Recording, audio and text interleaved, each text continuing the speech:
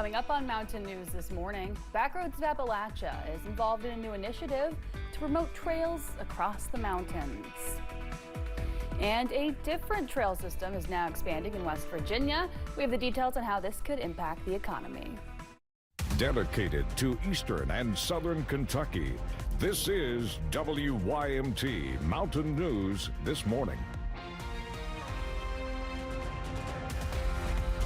Good morning and a happy Monday to you, Mountain family. I'm Amelia Lee here with you on this July 28th. We are at 5 o'clock this morning, and it is time to take a check of our weather with meteorologist Megan Dusmal. Megan, it's been foggy this morning. I know that for a fact. What else can we expect? Hot.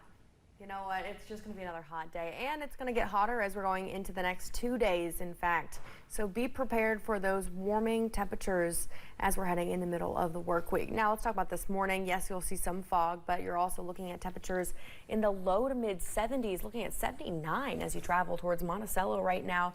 This afternoon, it's going to be a mixture of the upper 80s and low 90s. Feels like temperatures will be in the upper 90s. Now what you need to know is feels like temperature is calculated based in the shade, so it will not account for how hot it is in direct sunlight. So limit your time in direct sunlight and drink a lot of water.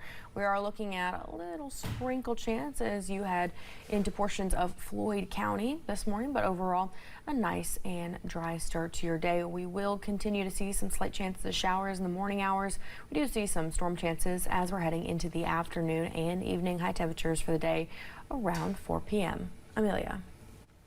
Willard Kinzer, a veteran, businessman, drag racer who planted much more than his roots in the region. He died Thursday, leaving a community to remember a man who supported the arts, education, and more. WYMT's Buddy Forbes has a look at Kinzer's legacy. Took me 7 days and nights on a troop train. Willard Kinzer's journey has been full of stories. It's a testament to the life he lived, his legacy.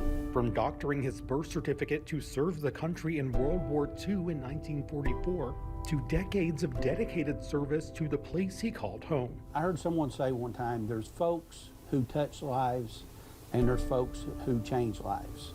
And he changed lives in this community. The businessman devoted his life to the drilling industry and always kept his foot on the gas to drive his community forward. Something I'll continue to do as long as I'm able and enjoy it while I can. Kinzer died Thursday after 97 years of being a community shaper and champion.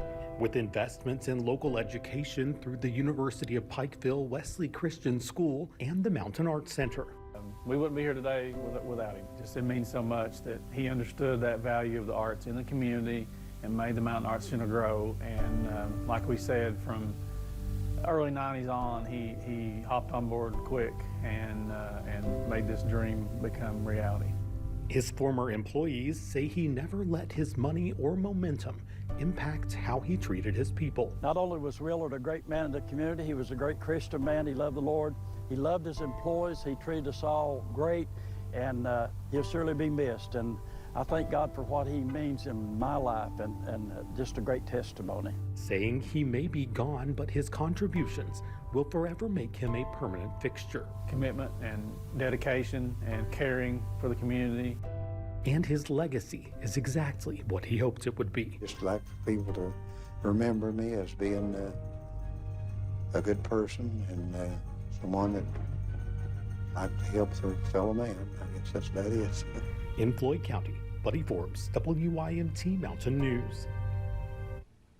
The visitation for Kinzer will be after 1 o'clock at Allen United Methodist Church. The funeral will be at 2 at the church.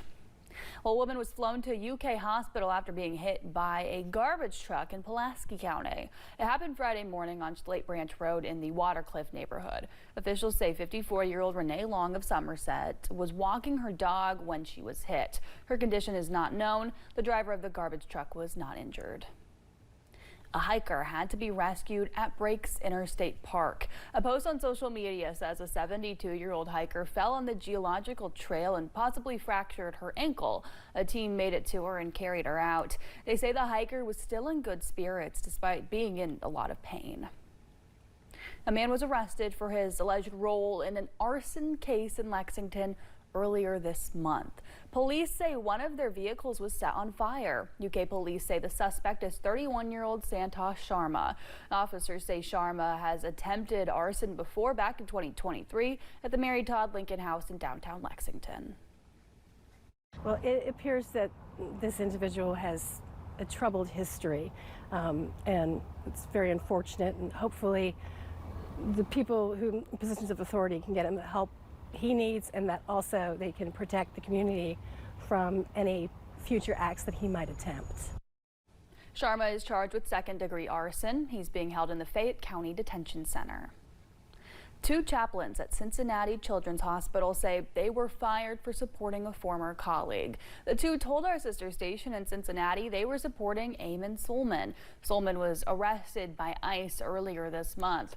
That sparked a protest on the Roebling Suspension Bridge and a demonstration outside of a DHS office. To me, it was really important that Eamon see that people that cared about him were there. But I certainly wasn't there as any representative of the hospital. I was there as myself and his friend. Another chaplain, Elizabeth Diop, says she was terminated because of her social media posts. Cincinnati Children's Hospital hasn't commented on any of the terminations. A major tourism project is underway in eastern Kentucky. Backroads of Appalachia officially signed a lease agreement with First Frontier of Appalachia Trail Initiative Friday, which will pave the way for a $1 million project in Owsley County.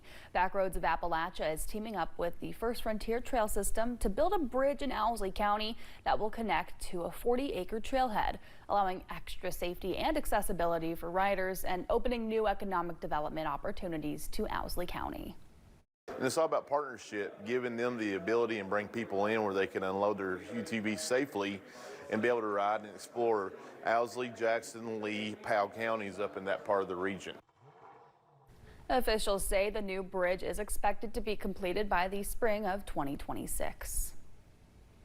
Well, it's one of the biggest economic drivers in West Virginia. The Hatfield-McCoy Trail System is now expanding, opening up a new trailhead in Logan County. The director of the trail says it was a challenge to open, but it's all part of the plan to boost the local economy. The Braveheart Trail System is connected to multiple communities. They hope to bring in more business to southern West Virginia and every community connected to the Hatfield-McCoy Trail System. Kentucky's LIHEAP Summer Subsidy Program will start accepting applications this week. LIHEAP helps families pay their electric bills. Households applying for the Summer Subsidy Program must meet income eligibility requirements. Applications open today. To apply, you can reach out to your local Community Action Agency office. Help will be given on a first-come, first-served basis through September 12th. In a down-to-the-wire negotiation, President Donald Trump announced a new trade agreement with the EU, setting a 15% tariff on most European imports. This new rate is lower than the 30% tariff that was set to take effect Friday, but far higher than rates before President Trump took office. The president announced the deal at his Turnberry Golf Resort in Scotland, where he was joined by the president of the EU. I think this deal will bring us very close together, actually. It's a partnership in a sense. It's a huge deal. It will bring stability. It will bring predictability. That's very important for our businesses on both sides of the Atlantic. U.S. and Chinese officials are holding tariff talks in Stockholm, Sweden today, their third meeting this year. The Trump administration had proposed tariffs of up to 145% on Chinese goods, but the president says a deal is close at hand. The EPA announced it's shutting down its Office of Research and Development, impacting hundreds of scientists. The office studies the effects of climate change, toxic chemicals, and pollution on human health and funds key university research. The cut is part of a plan to slash 23% of the EPA staff, which will save more than $748 million. That's according to the agency. Well, thanks so much for getting your day started with us on Mountain News this morning.